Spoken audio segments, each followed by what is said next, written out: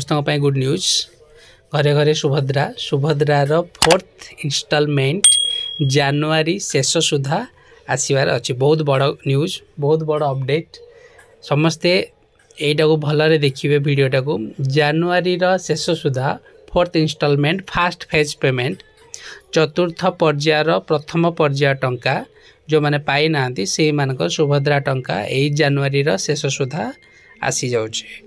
मो तार प्रूफ सहित आपको देखा देखिए सुभद्रा योजना 4th phase money by January and Odisha deputy CM miss Prabhati Parida आज कहीदे ऑलरेडी सुभद्रार 4th phase instalment first instalment 4th phase प्रथम women beneficiary by the January last end of January शेष सुधा पलि आसुची।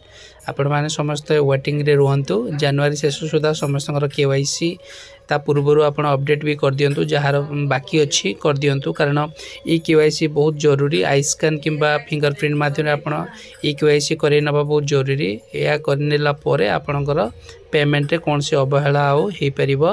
नाइटी भल लगे लाइक एंड सब्सक्राइब करंतु। समस्त को अनुरोध समस्ते केवाईसी कंप्लीट करंतु। बिना केवाईसी रे आपणकर पेमेंट आपण पाई परिबे नाही, सेति पई करबा निहाती आवश्यक अठे।